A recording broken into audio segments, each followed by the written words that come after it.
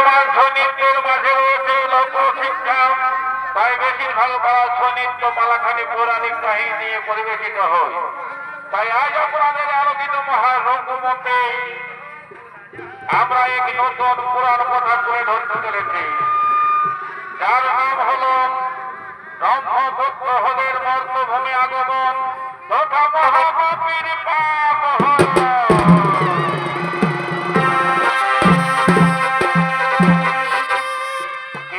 ব্রহ্মপুত্র আর কি কারণে তিনি হ্রদে পরিণত হয়েছিল, আর মহাপাপী বা কি কারণে তাকে হ্রদে যেতে হয়েছিল, সকল প্রশ্নের উত্তর লুকিয়ে আছে ছনিত্য পালাখানের মধ্যে। তাই বৃহৎ কৃষ্ণলীলা সারা বইল হইতে সংগৃহীত, লক্ষ্মীকান্ত মাহাতো রচিত, অর্থাৎ বিশ্বদেব মাহাতো নির্দেশিত আরম্ভ করতে চলেছি ব্রহ্মপুত্র হলের মর্তভূমি আগমন তথা মহাপাপীর পাপ হরণ। এদিকে ব্রহ্মলোকে সাবিত্রী কামমানে দোলগলিত হয়ে ব্রহ্মদেবের নিকট প্রেম নিবেদন করলেন। তাই ব্রহ্মদেব সাবিত্রীর মনোবাসনা পূর্ণ করার জন্য এক মরণ প্রত্যান ভূমিতে আগমন করতে চলেছে।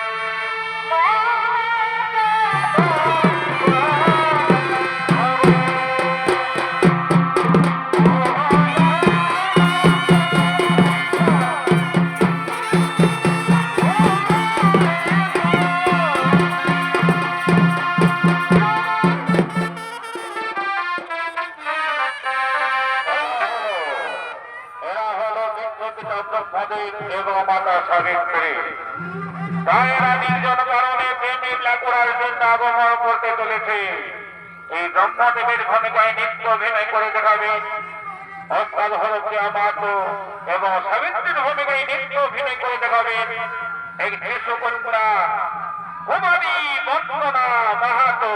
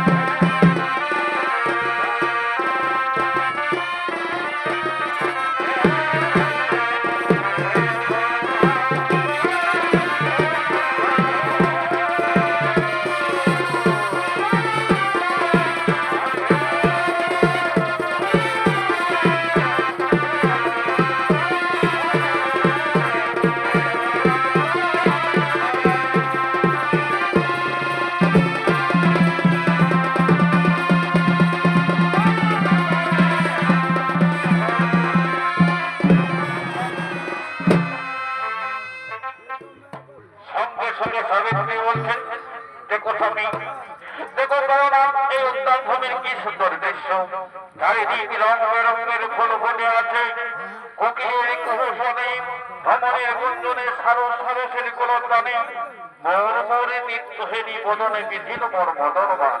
জন হল মোর জর জর, ধৈর্য নাই পারিয়া, ভ্রম এসো পারনা, ভ্রমর হয়ে ফুলে বেশয়, মদপান করবা আমার, তুমি বাড়ি বর্ষণে শীতল করা আমার পাপিত করা। তাই হবে সাবিত্রী, তোমার মনোবাসনা পূর্ণ করার জন্য এই নির্জন উদ্যান ভূমিতে কুসুম সঞ্চার করি নির্বাণ।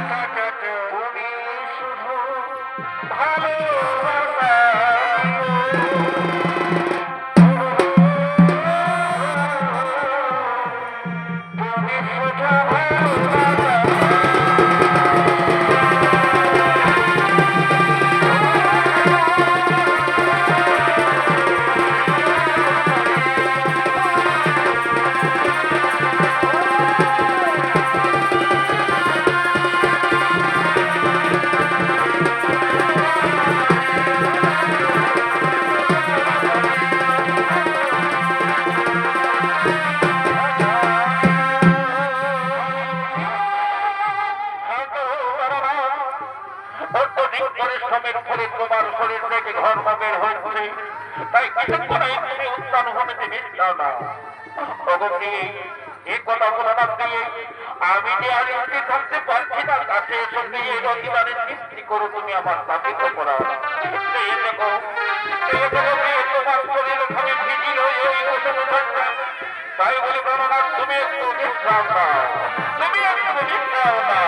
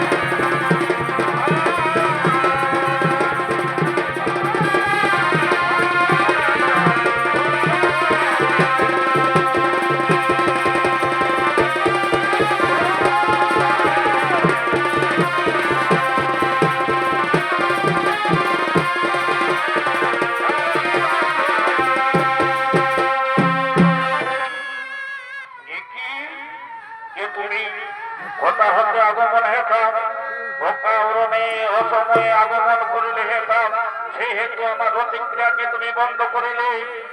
বলো তুমি কে? নাই জানি, নাই জানি আমার পরিচয়। কে বা আমার জন্মদাতা পিতা, কে বা আমার জন্মরত্রী মাতা।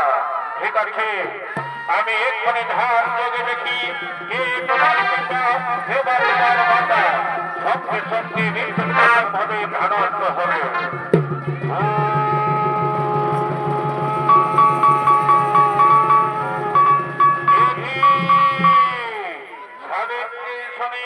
শান্ত শরীর আমার হইল ধর্মাত্ম, আর সেই ধর্ম হইল জনম হইল তোমার। তাহলে তোমরাই তো আমার মাথা এবং পিতা।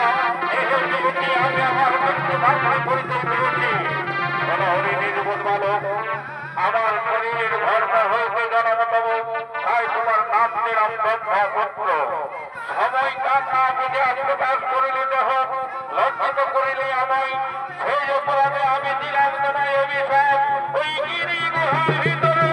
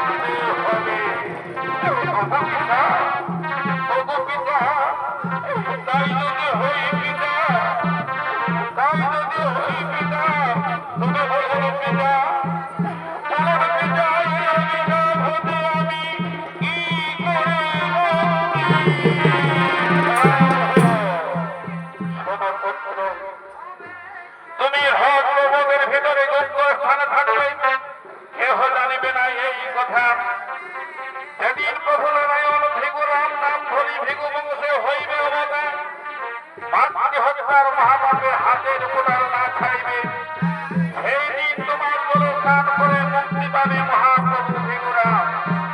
আর সেই ভিগুরামে এই গুহা বিতাড়িত করে মুক্তি করে নিয়ে যাবে তোমায় ভূমণ্ডলে। তোমার বলে স্নান করে মুক্তি পাবে সমস্ত পাপীগণ। কিন্তু তুমি পাপমতি না পাবে, তুমি উত্তম গতি নিজ কর্ম ফলে হারাইবে তোমার মহত্ব।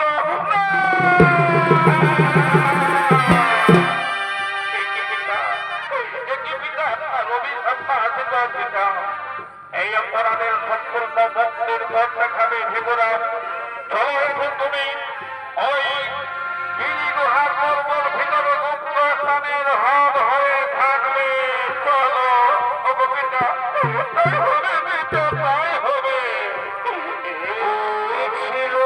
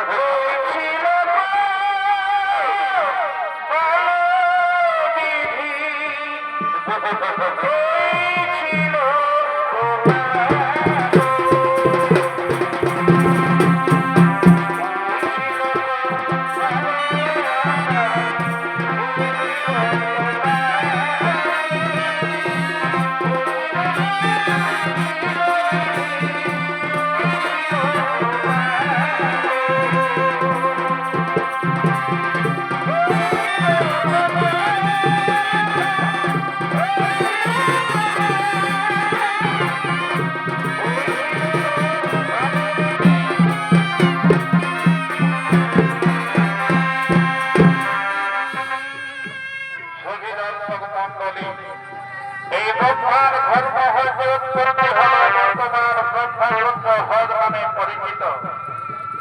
সমস্ত পাপীরা ওই জলে স্নান করলে সকল পাপ খণ্ডন হয়। তাই ওদিকে ভিগুরাম পিতার আদেশে নিজের মাতাকে হত্যা করে মহাপাপে পড়েছে। তাই ভিগুরাম পিতা জমদগ্নি মুনির আদেশে সে ব্রহ্মহত্যা স্নান করার জন্য আগমন করতে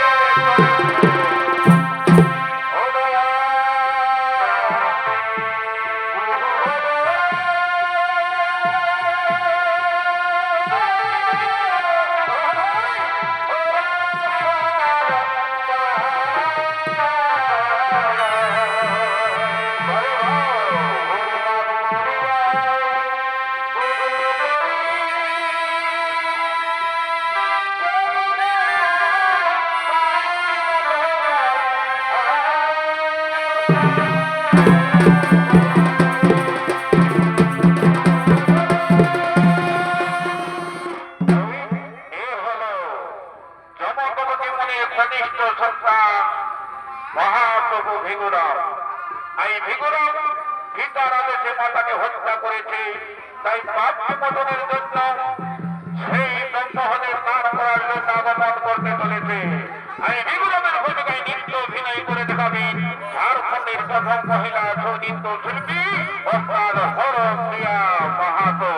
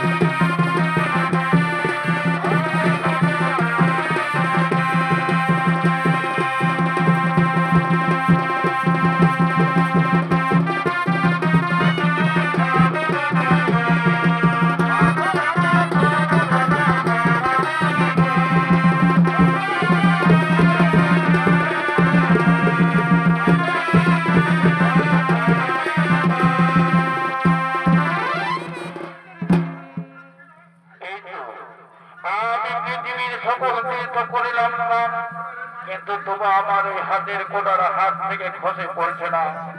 পিতা স্বর্গ পিতা ধর্ম পিতা হি পরমন্তব্য পিতরি পিতা করতে বিয়ন্তে সর্বদেবতা। তাই আজ আমি পিতার আদেশে আমার মাতাকে হত্যা করেছি, আর পিতার আদেশে আমি তীর্থ ভ্রমণে বার হয়েছি। পৃথিবীর সমস্ত তীর্থ ভ্রমণ করে আমার হাতের কোটার হাত থেকে খসে পড়ছে না। হে হে ঠিক মনে করেছে পিতা ভাই বলেছে সর্বশেষে আমাকে ব্রহ্মহত্যা স্নান করতে হবে। তাই আমি যাবো সেই ব্রহ্মহত্যা স্নান করার জন্য। কিন্তু আমি তো জানি না সেই ব্রহ্মহত্যা কোন দিকে, ব্রহ্মহত্যার তথ্য আমার জানা নেই। এখন আমি কি করি? সকলকে তো ভ্রমণ করতে করতে আমি ভীষণ ক্লান্ত হয়ে পড়েছি, তাই আমি আর হাঁটতে পারবো না। ওইখানে একটি বনবৃক্ষ দেখা যাচ্ছে, সেই বনবৃক্ষের শীতল ছায়ায় আমি একটু বিশ্রাম করি, আর এদিকে গ্রাম ধরেছে এক ব্রাহ্মণ ধরে জমি গাভী এবং ধর্মরূপে ষাঁড়কে লয়ে চাষ করার জন্য কৃষিযোগ্য জমিতে হাত নিয়ে আগমন করতে চলেছে।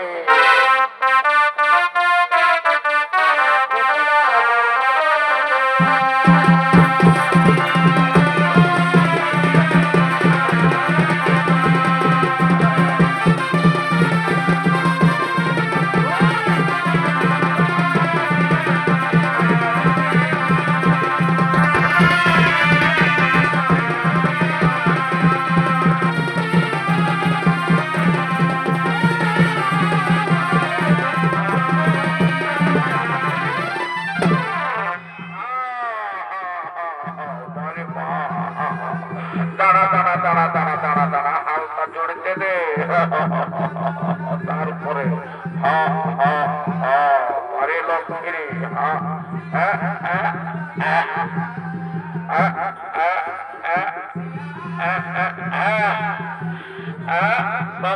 রামায়ণ কখনো এইবারে তো দেখা যাবে। এদিকে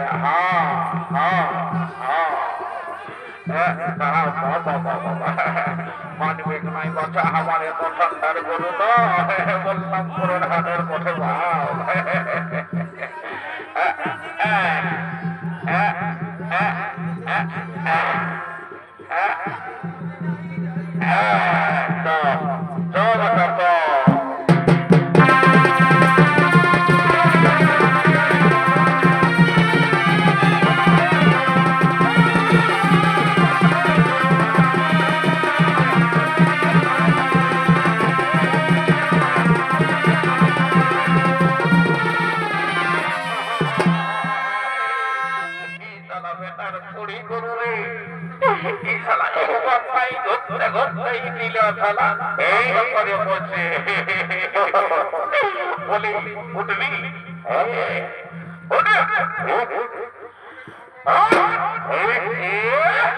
খাবার সময় তখন বাবা খারাপ পোয়াল খাবো নাই, গোটা পোয়াল খাবো।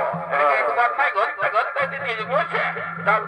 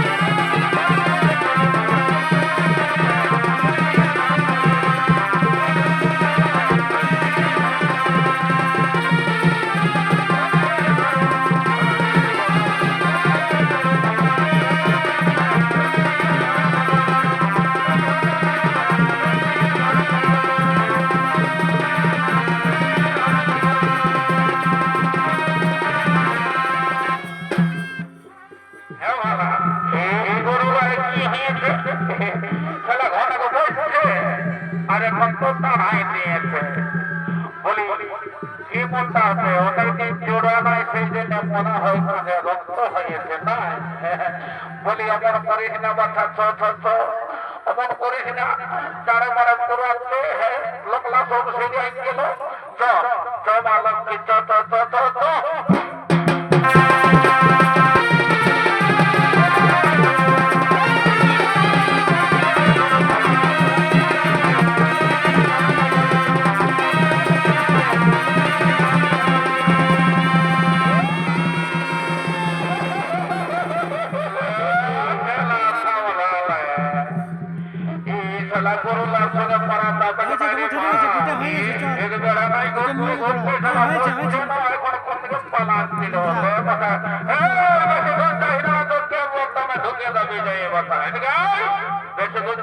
খোলে খাওয়া গরু বলে সাজকে ছাড়াতে পারবি নাই। আয় আয় আয় আয় আয় আয়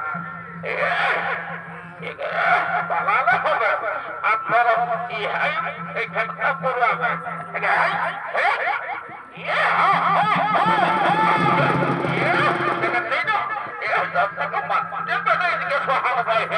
এদিকে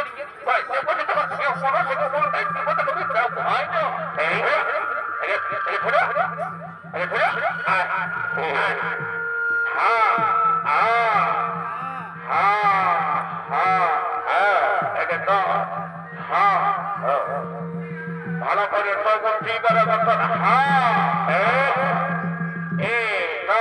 জোরে বলছেন তো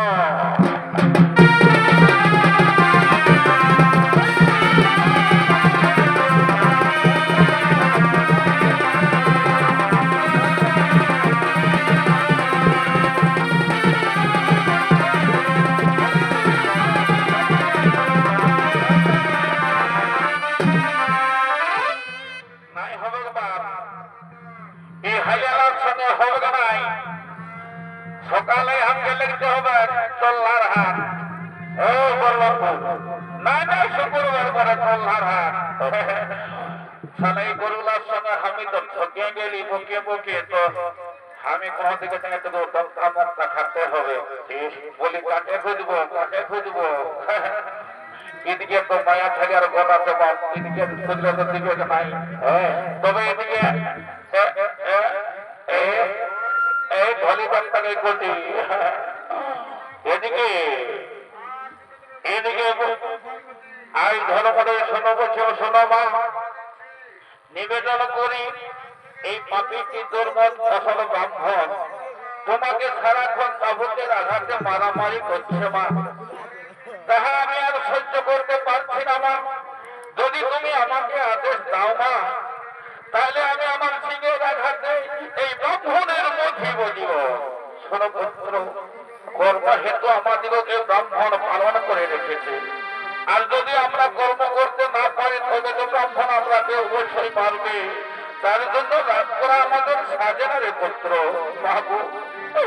মাগো আমি তোমার সন্তান মা সন্তানের সামনে যদি কেউ মাকে মারামারি করে তাহলে ছেলের মন কেমন করবে তাই বলি মাগো আমার আর সহ্য হই না এইবার যদি ব্রাহ্মণ তোমাকে আবার মারামারি করে তবে আমি আমার এই সিংহের আঘাতে ব্রাহ্মণের অধীর জীব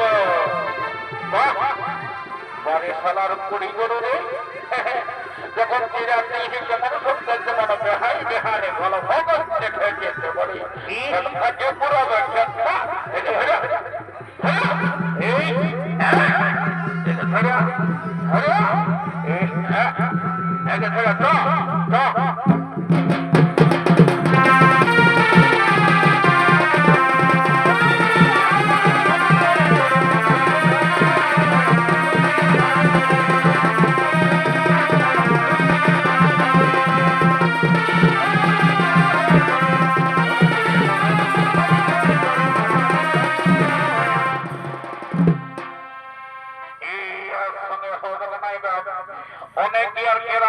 আমি দেখলি ইয়াকে আমি মানবো নাই ইয়াকে বার করে হাতকে দিতেই হবে ইয়াকে আগে বার করে দিতেই হবে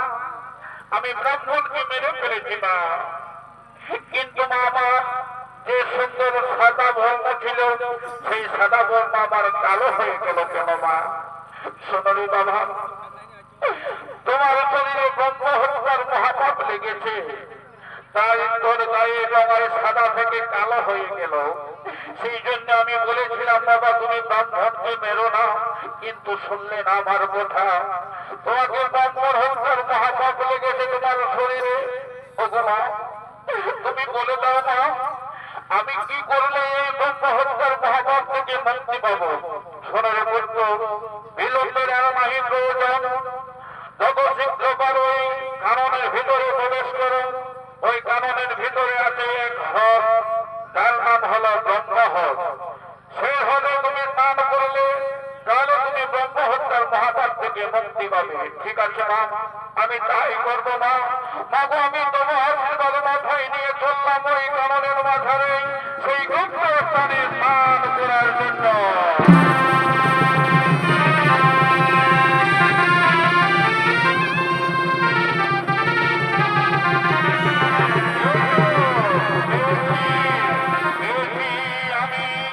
আমি ব্রহ্মহ্রদের সন্ধান পেয়েছি। ওই কাননের ভিতরে গুপ্ত স্থানে আছে ব্রহ্মহ্রদ। ওই হ্রদে স্নান করে যদি সারের ব্রহ্মহত্যার মহাপাপ ভক্ত হয়, তবে আমারও সেই হ্রদে স্নান করে রাত্রি হত্যার মহাপাপ হইবে সন্তান। তাই আর আমি বিলম্ব করবো না, আমিও সারের পিছনে পিছনে গমন করি।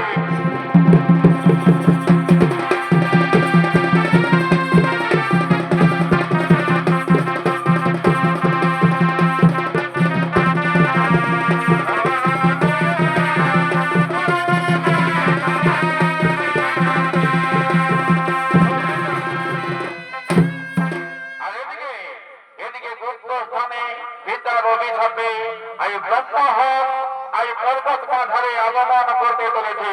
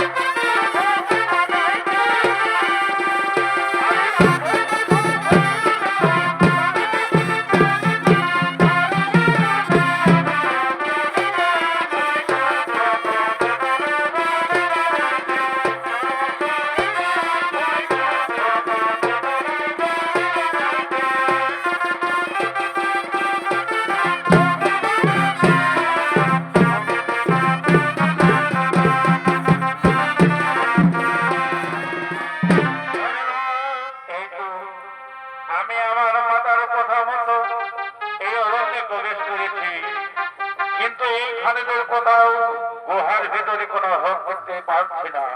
তবে কি মাতা আমায় মিথ্যা কথা বলেছে? না না না, আমাকে আরো খুঁজতে হবে। ওই তো ওইখানে একটি গুহা দেখা যাচ্ছে, তার মধ্যে রয়েছে জল। এটাই বুঝি হবে সেই হ্রদ। আমি এই হ্রদে স্নান করে আমার ব্রহ্ম হত্যা, আমি এখানে লুকিয়ে থাকবো। এদিকে ব্রাহ্মণ হত্যা করি মা বাপে সারূপী ধর্ম এই গুহার থেকে আগমন করতে চলেছে।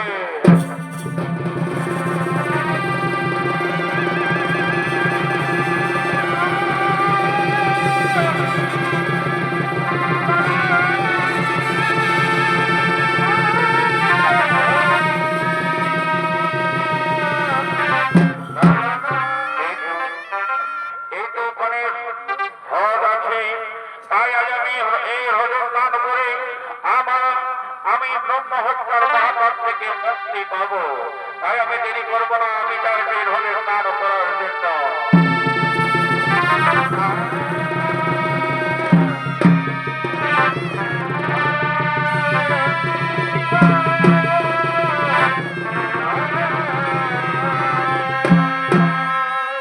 এই হলে স্নান করে ষাঁড়ের আজ কালো বর্ণ সাদা হয়ে গেল। এই তো আমার কালো বর্ণ পুরাই সোনা হয়ে গেল।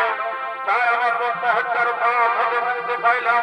তাই আজ আমি ফিরে যাবো আমার মাতার কাছে। মাকে গিয়ে বলবো, মাগো আজ ঘুমা আমি পুরাই সাদা বর্ণ পেয়েছি। আমি যাবো আমার মাতার কাছে।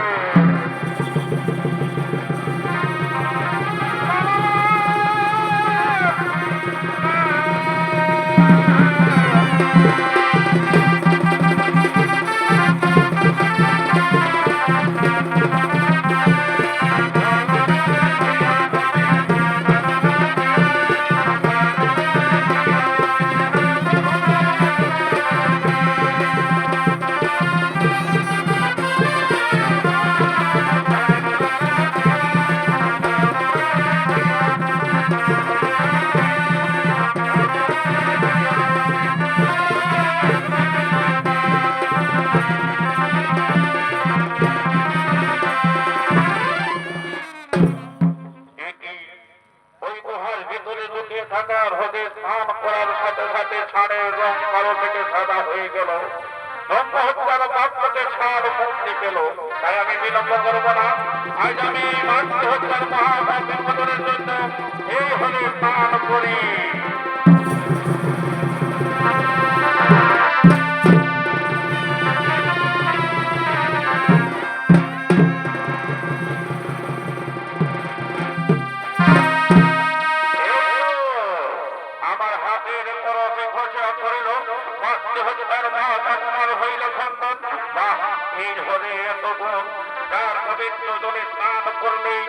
সঙ্গে সঙ্গে সকল পাপ খণ্ডন হয়ে যায়। কিন্তু এই মহান পবিত্র হ্রদ রয়েছে গুপ্ত স্থানে। এই হ্রদ এখানে আমি একে আমি পৃথিবীতে নিয়ে যাব। একে আমি পৃথিবীতে নিয়ে যাব। আপনি আমাকে নিয়ে যেতে এসেছেন, ঠিক আছে বাবা, আমাকে নিয়ে চলো। আমাকে আপনি নিয়ে চলো, ঠিক আছে চলো। চলো তুমি আমার ভেতরে চলো। আমি তোমার পৃথিবীর মাঝারে মহা পবিত্র তীর্থ নামে ঘোষিত করবো।